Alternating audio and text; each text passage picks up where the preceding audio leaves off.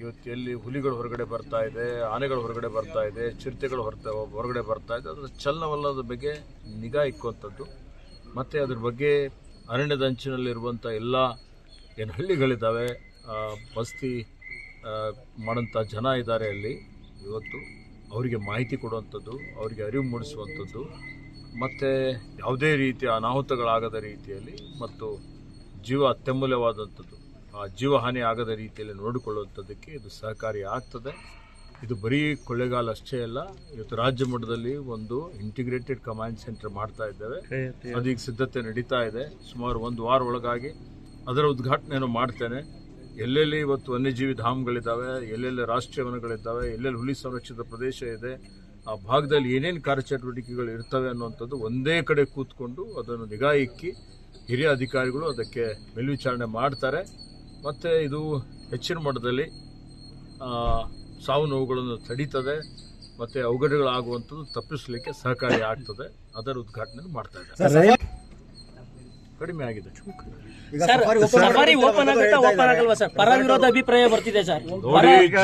ಜೀವನೋಪಾಯ ಎರಡು ಅತ್ಯಂತ ಪ್ರಮುಖವಾದಂಥದ್ದು. ಜೀವ ಅತ್ಯಮೂಲ್ಯವಾದಂಥದ್ದು, ಅದನ್ನು ಉಳಿಸಬೇಕು. ಜೀವನೋಪಾಯ ಇವತ್ತು ನಮ್ಮೆಲ್ಲರಿಗೆ, ಅದಕ್ಕೆ ಎಲ್ಲ ಪ್ರಾಣಿ ಜೀವನ ಎಲ್ಲ, ಅದಕ್ಕೆ ಭೂಮಿ ಮೇಲಿರುವಂಥ ಎಲ್ಲ ಜೀವಿಗಳಿಗೂ ಬದುಕಲಿಕ್ಕೆ ಹಕ್ಕಿದೆ. ಎಲ್ಲ ಜೀವಿಗಳು ಇವತ್ತು ಅದಕ್ಕೆ ಸಂರಕ್ಷಣೆ ಮಾಡುವಂಥ ಜವಾಬ್ದಾರಿ ಅರಣ್ಯ, ಪರಿಸರ, ಜೀವಿಶಾಸ್ತ್ರ ಇಲಾಖೆದಿದೆ. ನಮ್ಮವರು ಭಾಳ ಸಮರ್ಥವಾಗಿ ಮಾಡ್ತಾ ಇದ್ದಾರೆ. ನೀವು ನೋಡ್ತಾ ಇದ್ದೀರಿ, ಸುಮಾರು 20ಗಿಂತಲೂ ಹೆಚ್ಚಿನ ಹುಲಿಗಳನ್ನು ಸೆರೆ ಹಿಡಿಯಲಾಗಿದೆ. ಹೌದಾ, ಅದಕ್ಕೆ ಇವತ್ತು ಬೇರೆ ಬೇರೆ ಕಡೆ ಬಿಡಲಾಗಿದೆ. ಇಷ್ಟೊಂದು ದೊಡ್ಡ ಮಟ್ಟದಲ್ಲಿ ಇಷ್ಟೊಂದು ಹುಲಿಗಳ ಕಾರ್ಯಾಚರಣೆ ಇವತ್ತು ಇಡೀ ಇತಿಹಾಸದಲ್ಲೇ ಯಾವತ್ತಿಗೂ ಆಗಿಲ್ಲ ಅಂತ ಹೇಳ್ಬೋದು. ನಮ್ಮ ಅಧಿಕಾರಿಗಳು ಉತ್ತಮವಾಗಿ ಕೆಲಸ ಮಾಡಿದ್ದಾರೆ. ತಮ್ಮ ಮುಖಾಂತರ ನಮ್ಮ ಅಧಿಕಾರಿಗಳಿಗೆ ಹಾರ್ದಿಕ ಅಭಿನಂದನೆಗಳನ್ನು ಸಲ್ಲಿಸ್ತಾರೆ. ಅವ್ಯವಹಾರ ಇರಲಿ, ಅಕ್ರಮ ಇರಲಿ, ಏನಾದರೂ ಇದ್ದರೆ ಅರಣ್ಯ ಇಲಾಖೆ 1 ಸೆಕೆಂಡು ತಡೆ ಹಿಡಿಯೋದಿಲ್ಲ. ಅದಕ್ಕೆಲ್ಲ ಶೂನ್ಯ ಸಹಿಷ್ಣುತೆ, 0 ಟಾಲರೆನ್ಸ್ ಅಂಥದ್ದು ನಮ್ಮ ಗಮನಕ್ಕೆ ಬಂದಾಗ ಹಿಂದೆನೂ ಕ್ರಮ ತಗೊಂಡಿದ್ದೇವೆ, ಈಗಲೂ ತಗೊಳ್ತೇವೆ. ಸುಮ್ಮನೆ ಯಾರಾದರೂ ವೈಯಕ್ತಿಕವಾಗಿ ಇಟ್ಕೊಂಡು ಏನಾದರೂ ದೂರುಗಳು ಕೊಟ್ಟರೆ ಅದರಲ್ಲಿ ಅರ್ಥ ಇಲ್ಲ. ಜನರಲ್ ಹೇಳ್ತಾ ಇದ್ದೀನಿ,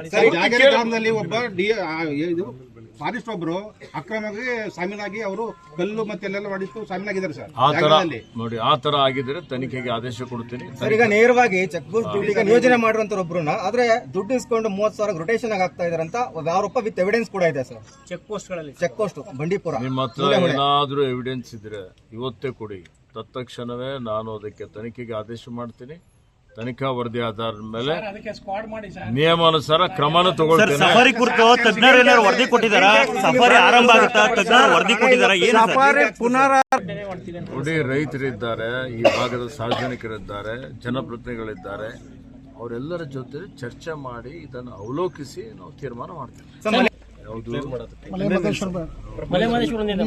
ನೋಡಿ, ಯಾರು ಸ್ಥಳೀಯರಿದ್ದಾರೆ, ಜನಪ್ರತಿನಿಧಿಗಳಿದ್ದಾರೆ, ಅವ್ರದ್ದೆಲ್ಲರ ಅಭಿಪ್ರಾಯ ತೆಗೆದುಕೊಂಡು ವರದಿ ಸಲ್ಲಿಸಿ ಅಂತ ಹೇಳಿದ್ದೇನೆ. ವರದಿ ಅವೇಟ್ ಮಾಡ್ತಾ ಇದ್ದೀವಿ. ವರದಿ ಬಂದ ಮೇಲೆ